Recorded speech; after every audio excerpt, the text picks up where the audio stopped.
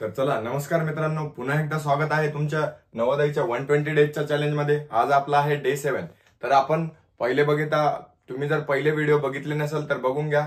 आपण आता डे 7 पर्यंत आलोय। फर्स्ट डे पासून आपण सुरू केले। फर्स्ट चॅप्टर आपला आज पूर्ण संपलेला आहे। तर आज आपला चॅप्टर आहे चॅप्टर नंबर 2। तर चॅप्टर नंबर 2 चं नाव आहे पूर्ण संख्यांवरील चार मूलभूत क्रिया। तर काय आहेत त्या क्रिया त्या आज आपल्याला शिकायचं आहे।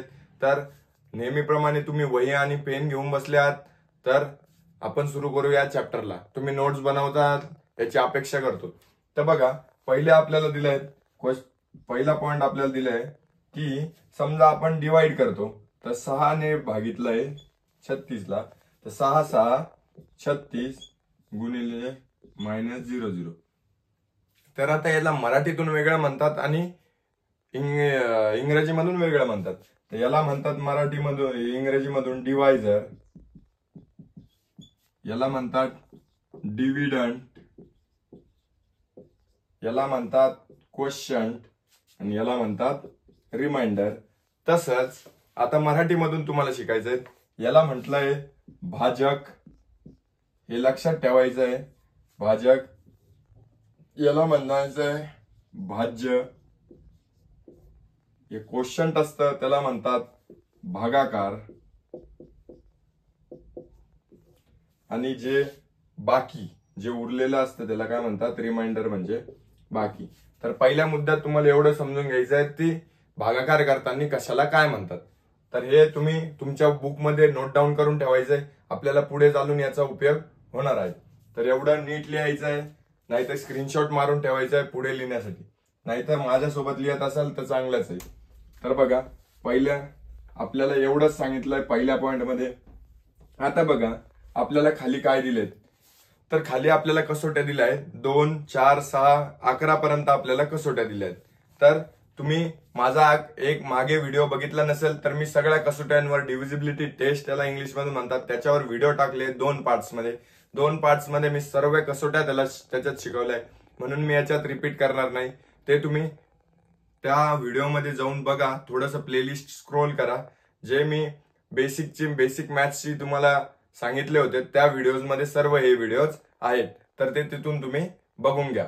तर आता इथे मला सरासरी, आता तिसरा पॉइंट आहे सरासरी। सरासरी म्हणजेच ऍव्हरेज।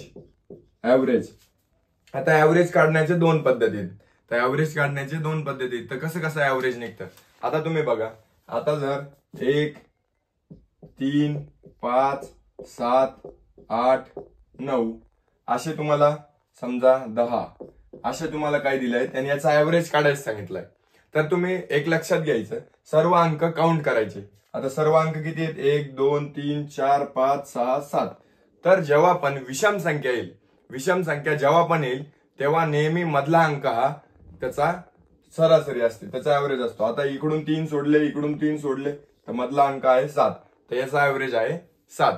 आणि जेव्हा ऍव्हरेज नसेल तेव्हा, म्हणजे जेव्हा विषम संख्या नसेल, आता बघा 1 2 3 4 5 6 आता येते सम संख्या। तर मग काय करायचं, तर लक्षात घ्या काय करायचं, 1 + 3 + 5 + 7 + 8 + 9 सर्वांची प्लस ऍडिशन करायची, टोटल नंबर ऍडिशन, आणि टोटल नंबर किती 1 2 3 4 5 6 त्याने भाग द्यायचा। आता लक्षात घ्या आपण त्याचे ऍव्हरेज काढूया।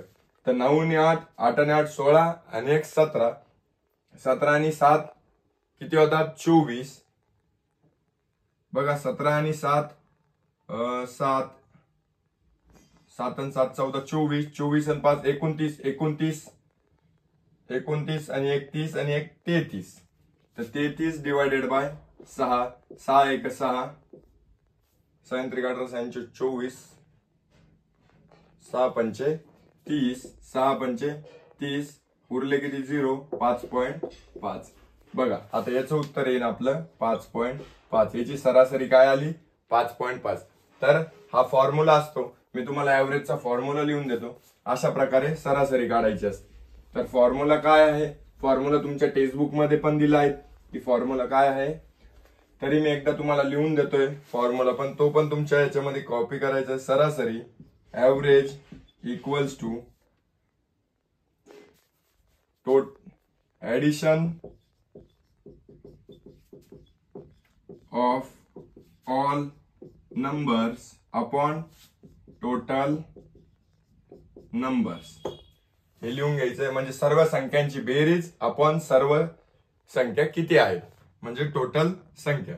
तर ही आहे आपली ऍव्हरेज काढण्याची टेक्निक. आता ह्या याच्यामध्ये आपल्याला हेच 3 ते 4 मुद्दे शिकायचे होते. आता एवढा सगळा चॅप्टर तुम्ही बघू शकतात, ह्याच 3 ते 4 गोष्टींवर अवलंबून आहे. आता एवढा चॅप्टरचे तुम्ही रिव्हिजन करा आणि आपण नेक्स्ट आपला डे 7 आता डे 7 झालाय, तर डे 8 मध्ये आपण याच्या एक्सरसाइजला सुरू करू. तर तुम्हाला चॅप्टर समजला असेल, चॅप्टर मध्ये काही जास्त मुद्दे नाहीत, 3 ते 4 मुद्दे आहेत. जर तुम्हाला चॅप्टर समजला असेल तर व्हिडिओला लाईक करा, चॅनलला सबस्क्राईब करा आणि जास्तीत जास्त शेअर करण्याचा प्रयत्न करा. थँक्यू.